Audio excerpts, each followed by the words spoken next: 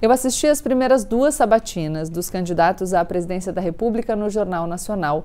Eu imagino que muitos de vocês também tenham assistido. E eu queria fazer aqui hoje um compilado de conclusões.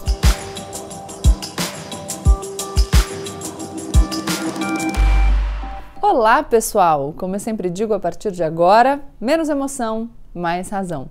Aproveita para se inscrever no canal, deixar seu like e compartilhar esse vídeo com seus amigos. E já, sei lá, faz uma pipoca porque esse vídeo deve ser longo. Bom, eu assisti as primeiras 2 sabatinas dos candidatos à presidência da República no Jornal Nacional.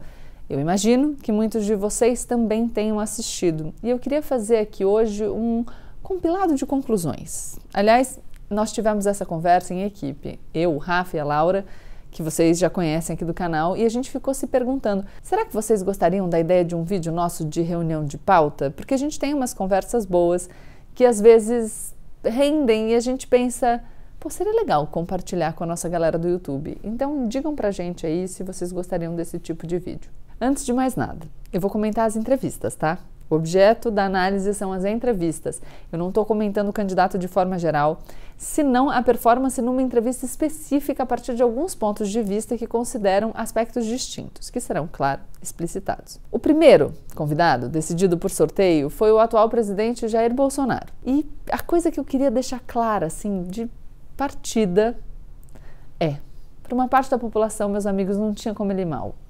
Afinal, ele tem uma galera que vai justificar qualquer asneira que sair da boca dele. Eles já estão defendendo Jair há tanto tempo e defenderam de tanta coisa, tanto absurdo, que agora não tem mais saída, eles acham que precisam ir até o fim. E vocês viram isso acontecer, não viram? Uma bolha dizendo, meu Deus, como alguém consegue votar nesse homem? E outra bolha dizendo, uau, mito, arrasou, mesmo tendo sido interrogado pelos jornalistas. E quando eu digo que eles justificam tudo, é tudo, tudo mesmo. Me acompanhem aqui. Para começar, a primeira resposta dele foi uma mentira. Ele afirmou peremptoriamente que não xingou ministros do Supremo Tribunal Federal, o que é uma mentira deslavada. Depois, aliás, demonstrada por diversas agências de checagem. Aliás, gente, aqui é importante eu dizer que eu não vou pontuar todas as mentiras e verdades de nenhum candidato, porque a gente tem as agências que fazem isso com maestria e eu prefiro focar numa análise diferente. Mas voltando. O Bonner, para desmentir o Bolsonaro, usou o exemplo do Alexandre de Moraes e ele disse, mas você falou ministros, ou seja, usou o plural. Esse é um ministro. Notem aí como funciona a manipulação da narrativa.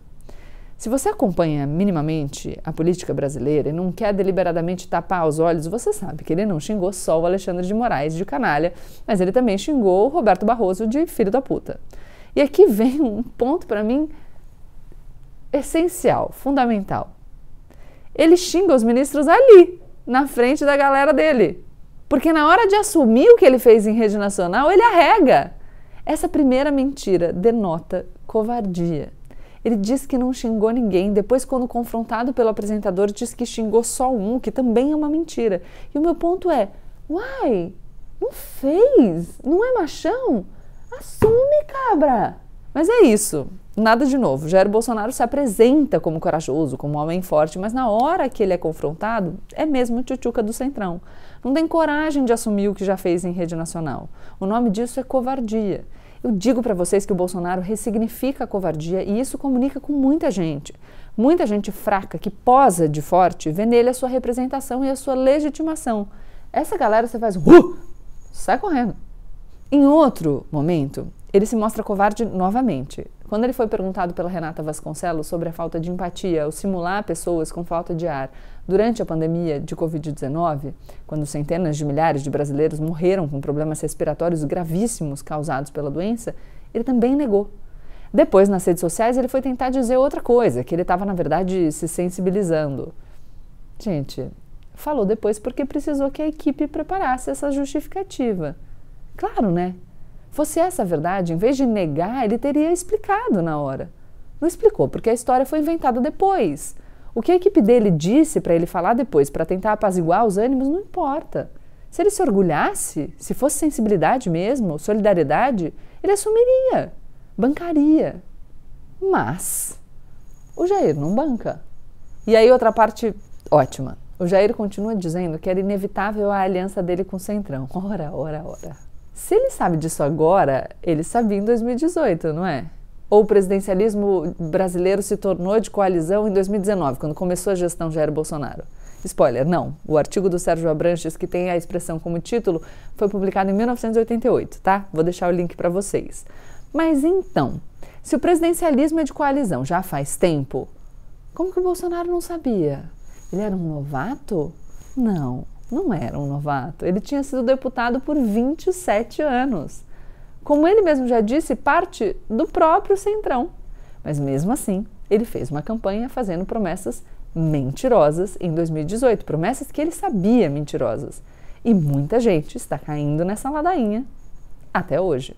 Mas agora eu chego, para mim, na melhor parte para mostrar que o espírito dessa galera é mesmo de traído manso. Eu sim tentei deixar o termo menos chulo. O Jair falou em amistosidade com o ministro Alexandre de Moraes. E eu só penso, já falei muito isso aqui, eu só penso nos seguidores dele que foram presos, que essa semana mesmo foram alvo de medidas de busca e apreensão determinada pelo ministro Alexandre de Moraes. Porque tem que ser muito tonto para seguir esse cara. O Jair te induz a fazer coisas em nome dele e depois ele te abandona na cara dura, ele te joga na sarjeta. Ele só salva a si mesmo. Vocês fazem o que o líder de vocês orienta e ele faz acordo, contemporiza, baixa o tom, para que ele mesmo não se lasque como vocês se lascam o tempo inteiro. E mesmo assim vocês estão defendendo o cara. Vocês entendem? Para esse público, galera, nada adianta. Dito isso, é importante mencionar que, testada e confirmada a lealdade dessa parcela que já se perdeu no relacionamento abusivo, nessa sabatina, o que a gente viu foi um Bolsonaro mais moderado, e esse Bolsonaro mais moderado não foi dirigido para os apaixonados. Existe uma galera que não tem essa vinculação tão passional com o Jair. Aquela não é a galera que está só procurando desculpas para acreditar nele. Existe esse eleitor. Se o Bolsonaro se moderasse, vestisse uma persona mais tranquila, esse eleitor poderia preferir ir de Bolsonaro a anular o voto, por exemplo, ou a votar numa terceira via. Era essa pessoa que ele queria atingir com essa performance no Jornal Nacional, porque ele precisa dessa pessoa para se eleger. Aí vocês vão me dizer, mas Gabriela, ele mentiu o tempo inteiro. Como moderado? As expectativas para o presidente numa entrevista normal são tão baixas que se ele não sai gritando e batendo a porta, já está acima das expectativas. Quando o Bolsonaro aparece contido, amordaçado, tchutchuca do Centrão, isso dá um alívio para essas pessoas que só precisam de uma desculpa para votar nele. Então, o fato dele ter conseguido não apresentar o pior do pior ao vivo no Jornal Nacional é uma vitória para eles. E sim, socorro Deus. Olha o nível que a gente chegou. O sarrafo tá tipo no subsolo do prédio. Quanto à atuação dos dois entrevistadores, a Renata e o Bonner, eu entendo que tá lá naquele momento é muito complexo. É muito mais fácil para mim falar aqui da arquibancada. É dificílimo estar lá ao vivo com uma pessoa daquelas. E vocês vão pontuar a partir das minhas observações que eu não tenho moral para falar sobre caretas e risadas na TV, vocês têm razão, mas em minha defesa eu tenho a dizer que eu era debatedora, eu não era entrevistadora naquele momento. As risadas do Bonner, algumas caretas dos entrevistadores, embora absolutamente compreensíveis, ajudam no discurso da galera do Bolsonaro que diz que ele foi desrespeitado. Teria sido diferente caso não houvesse ocorrido careta? Não. O povo dele reclamaria de interrogatório igual, mas podendo evitar, teria sido melhor. O que me chamou a atenção foi que, na minha visão, reiterando que eu falo de um lugar de conforto que está lá é muito mais difícil, as perguntas poderiam ter sido mais objetivas, porque vamos pensar aqui, quando você faz uma pergunta em várias partes, quando você elenca vários elementos, você dá rota de fuga para o cara responder só o que ele quiser. Lembrem que a gente está falando de um entrevistado que não tem o menor compromisso em responder e muito menos em responder a verdade. Ele fala o que ele quer. Eu já tive nesse lugar de uma troca ao vivo na TV com uma pessoa que não tem compromisso com a verdade, não tem compromisso nenhum com nada. Quando você tem, como no caso eu tenho, o Bonner e a Renata têm compromisso com alguma coisa, com a sua credibilidade, fica impossível conversar. Não tem saída. É muito frustrante, gente. Eu posso afirmar isso para vocês com experiência de causa. E o Bonner e a Renata não são o Google. Ninguém tem todas as informações do mundo para argumentar com uma pessoa que inventa coisas, tira informações de contexto, faz o diabo. O apresentador não pode deixar o entrevistado mentir, mas nesse tipo de situação em que a mentira é a regra, é muito difícil. Por exemplo, vou contar uma história para vocês. Quando eu estava no debate, Eu tive 2 debatedores, né? Um só por 2 dias. Mas os meus debatedores, assim, o tema do debate era televisão. Tô vendo aqui minha televisão. E de repente os caras começavam a falar sobre uma coisa que não tinha nada a ver com o tema do debate, portanto, fora de tudo aquilo que a gente tinha preparado para discutir, e a tirar informações da cabeça, para não usar outro termo, né? Vocês devem imaginar onde eu estava pensando, absolutamente descoladas dos dados da realidade. E aí, o que você faz? Porque eu não posso inventar dado para confrontar o meu debatedor. E eu não tenho todos os dados sobre todos os assuntos em mãos. Eu me preparei para determinado assunto. Então eu lembro uma vez que a gente estava discutindo, sei lá o que era, mas a relação entre o executivo e o legislativo. E o meu debatedor falou, não, porque as pessoas não viajam para o Nordeste no Brasil porque elas têm medo da violência. Mas se você for olhar dados sobre o turismo, você vai ver que não é verdade. O Nordeste está ali como principal destino. E eu falei, mas pera, só que o ponto é, imagina se eu ficasse todo dia falando, escuta, mas de onde você tirou isso? Qual seria a narrativa do meu debatedor? Ah, Gabriela não sabe nada, ela só fica perguntando de onde eu tirei isso. Aí você fica... Entendam que não tem como você estabelecer um debate razoável entre pessoas que têm compromissos distintos. Uma tem compromisso com a verdade, com a própria credibilidade, e a outra não tem. Nenhum compromisso senão com a própria popularidade, né? Que hoje em dia não depende de credibilidade, mas da força da narrativa que você propaga. Enfim, acho que deu para entender. Outro ponto aqui eu recebi bastante nas minhas DMs no Instagram um comentário meio assim, nossa, que absurdo, como é que dá um palco pro Bolsonaro? E aí, gente, vamos pensar aqui, porque eu vou ter que discordar. Lógico que ele tinha que ser chamado. Ele é o segundo colocado nas pesquisas. Ele podia até se recusar aí, mas ele tem que ser convidado. Vocês sugerem chamar o primeiro colocado nas pesquisas, mas não o segundo? Não faz sentido. É uma rede de televisão, galera, não é retweetar um conteúdo. A segunda sabatina, na terça, foi do candidato Ciro Gomes. Eu vou começar repetindo o que eu falei no Instagram. Eu acho muito valioso o fato dele ter um projeto. É positivo demais. E calma, fiquem tranquilos ou intranquilos, que já eu falo os meus problemas com a entrevista. Antes da gente continuar, uma coisa muito importante que eu vou pontuar novamente. Nesse vídeo, aqui nesse canal, eu estou falando da entrevista. Eu não estou analisando o candidato nem tudo que ele acha sobre o mundo. Estou analisando a performance do candidato na sabatina do Jornal Nacional. Este é o objetivo desse vídeo. A gente tem que prestar atenção na interpretação de texto ou de vídeo, no caso. Ou seja, de novo, não estou dando a minha opinião sobre o Ciro Gomes, nem sobre a candidatura dele de maneira geral. Embora eu traga pontos sobre isso na minha análise, eu estou falando sobre a entrevista no Jornal Nacional. Então, bora. O Ciro é conhecido pelo seu gênio difícil. Essa é uma das críticas mais comuns a ele. Ele é um cara de arrobos que já se excedeu diversas vezes, inclusive ao vivo, em vídeo, em outras entrevistas. Podem procurar na internet, existem vários exemplos. E ele tem dificuldade na construção de relacionamentos, um ponto, aliás, levantado pelos apresentadores. Os apresentadores insistiram nisso. Mas o Ciro também foi ao Jornal Nacional e sentou na cadeira bem manso. O que mostra que essa é uma tendência. As pessoas estão exaustas do auê e das brigas por política. Quem curte a briga já decidiu o seu voto. E mesmo entre quem já decidiu o voto, tem quem deseje menos auê. Tanto o Bolsonaro quanto o Ciro estavam buscando essas pessoas que estão cansadas. E no caso do Ciro, ele busca não só o eleitor indeciso, afinal essa pessoa está cada vez mais rara, mas ele está buscando votos dos eleitores que não querem nem Lula nem Bolsonaro e também os que hoje se declaram por Lula ou por Bolsonaro, mas são menos aguerridos e poderiam pular de barquinho. Todos os candidatos estão fazendo esse movimento de arrefecer o tom. A gente ainda não viu a sabatina do Lula, que vai acontecer na quinta-feira, vocês sabem que eu gravo os vídeos na quarta, mas o Lula chamou o Geraldo Alckmin para ser seu vice, o que em si demonstra um caminhar para a direita passando pelo centro ali, mesclando Lula com Chuchu mais aguadinho. Ou seja, embora a gente tenha a impressão pelo Twitter e pelas redes de que todo mundo tem uma posição política super extremada, essa não parece, na verdade não é a realidade. Se fosse, era para essa galera inflamada que os candidatos estavam falando. E eles estão todos buscando outra estratégia. Eu já mencionei aqui para vocês uma pesquisa do Locomotiva nesse sentido, de que é uma minoria quem é, tipo, gritão. Eu estou falando muito de estratégia. Vocês têm que se lembrar que esses candidatos têm equipe. Essa equipe custa muito dinheiro e estão em jogo diversos objetivos. No caso do Bolsonaro, o objetivo é reeleger o presidente, sim, mas também muitos deputados. Isso para dar ao PL mais acesso ao fundo partidário e ao fundo eleitoral, porque, né, meus amigos, não pensem que Valdemar Costa Neto chamou o Jair por partido dele por convicção ideológica. O juízo foi, portanto, de que para conquistar votos era preciso diminuir o tom. Voltando aqui à moderação do Ciro, vocês repararam que quando a Renata o confrontou sobre a sua reputação geniosa, ele respondeu a ela que ele iria repensar o comportamento?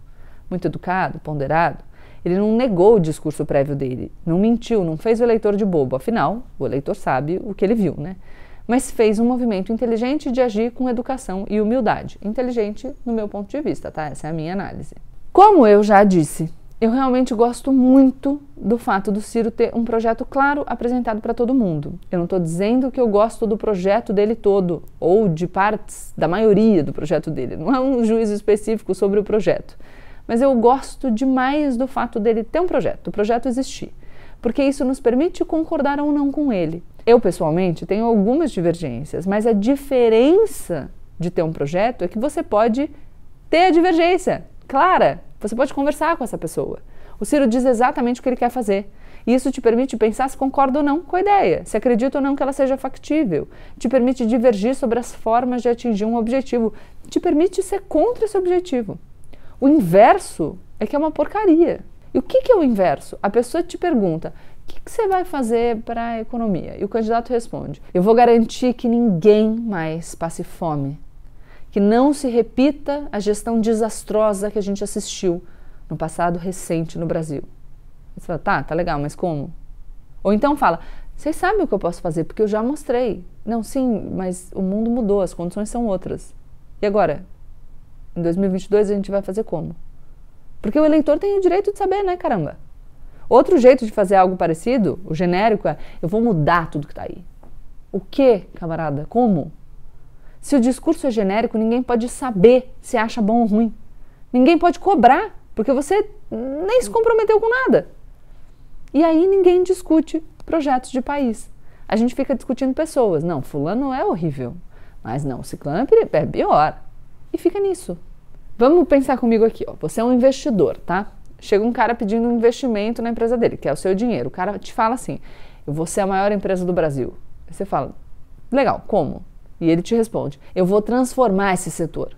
Eu vou mostrar que dá para ser grande de outro jeito, com inovação, com iniciativa, com propósito. Tem nada aí, né? Tem vento.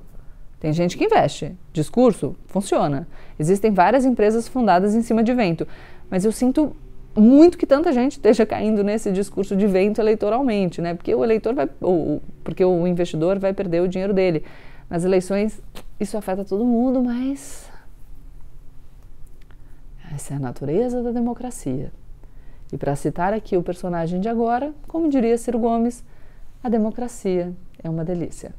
Bom, continuando na avaliação da performance do Ciro no Jornal Nacional, ele explica muito as suas ideias, mas é tanta informação que ele acaba sendo impreciso. No final de uma entrevista do Ciro Gomes, a impressão é que a gente precisa de um VAR para entender o que ele falou.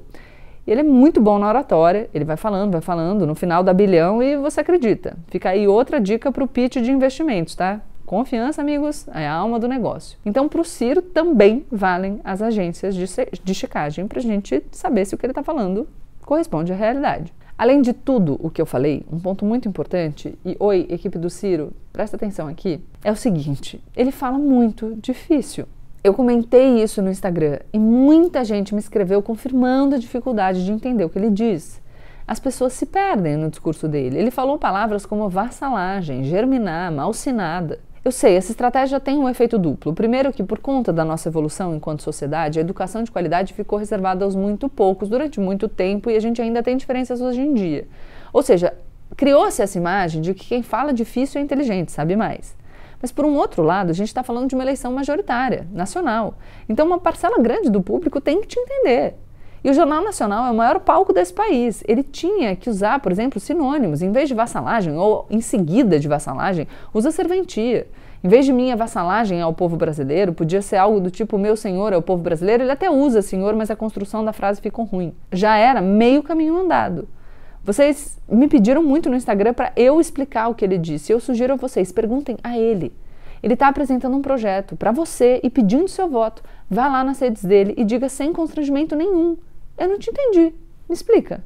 É assim, galera, que se trata político. Eles não são deuses, eles são servidores. Eles é que estão pedindo algo de valor para você. O seu voto de confiança, o poder é do povo. Exerçam, não se curvem. E vale para todos, tá? Não só para o Ciro. A gente tem essa postura no Brasil também em virtude da nossa história, da distribuição desigual de poder, da forma como a política vem sendo exercida, que é de culto aos políticos, como se eles fossem, oh meu Deus, fica um séquito de fãs. Não é assim, gente. O cara tá lá falando, escuta, você, como povo, como cidadão, tem poder. É você que pode me fazer sentar naquela cadeira. Eu quero que você confie em mim. Então esse cara tem que responder suas perguntas. Falar a tua língua. Ponto. Não são vocês que têm que se adequar a eles, não. Eles têm que se adequar a vocês. Mas vamos lá. Outra coisa que eu queria ressaltar é a fala do Ciro, contundente, importantíssima para a esquerda brasileira, de rechaço ao regime venezuelano e às ditaduras de esquerda. Ele citou o Ortega na Nicarágua e a gente tem um vídeo aqui no canal sobre isso, tá? Para quem não assistiu, assistam. Por que essa fala é importante? Porque essa é uma coisa que, infelizmente, muitos atores desse campo político no Brasil não fazem. E pode parecer pouca coisa, mas importa pra caramba. Uma pesquisa recente da consultoria Quest mostrou que 40% dos eleitores têm medo de uma volta do PT ao poder. Um dos 3 motivos mais citados é o alinhamento internacional com ditaduras de esquerda. Então foi um movimento inteligente do Ciro se colocar em oposição a essa postura. Uma dúvida que ficou, já que ele evocou a tradição trabalhista do seu partido, é se ele condenaria, por exemplo, outra ditadura, a do fundador do trabalhismo no Brasil, Getúlio Vargas. Fiquei aqui curiosa. Afinal, a frase "minha vassalagem é ao povo brasileiro" lembra bastante uma frase famosa do Getúlio, que disse na sua carta testamento: "O povo de quem fui escravo não será mais escravo de ninguém". Para uma pessoa como Ciro, eu aposto que a referência não foi coincidência. E para finalizar, olha aqui que interessante. Aqui no Brasil, a gente já teve ditadura de esquerda e de direita, o que na época, claro, se convencionava chamar de esquerda e de direita. Alguém vai me dizer, mas o Getúlio não era de esquerda. Na época era, ele estava à esquerda dos seus opositores. Hoje a nossa percepção poderia ser diferente. Vão existir vários lados no debate, e eu discuto isso no meu guia de ideologias. Essa diversidade é legítima e bem-vinda. Mas percebam que o autoritarismo não é um privilégio, um sina de uma ideologia só. Todo mundo tem os seus fantasmas, no mundo todo. Tem autoritarismo para todo lado, se a gente deixar. Mas nós podemos sim rechaçar as experiências do passado, ou mesmo do presente, e firmar posição em favor da democracia, de todos os lados do espectro político. Por isso é importante saber das coisas e se posicionar com convicção nos seus ideais. Nós estamos nos últimos dias com preço especial do Guia de Ideologias, então eu vou deixar o link na bio para vocês. Essa semana vai ser animada. A gente ainda tem 2 sabatinas e um debate presidencial. E a gente vai tentar fazer um vídeo diferente para vocês. Fiquem aqui no canal que nós vamos falar sobre tudo isso. Deixa seu like, se inscreve no canal e compartilha o vídeo com seus amigos. Vamos ver quantos milhões de minutos... Ah, não, nem foi tão grande. Olha!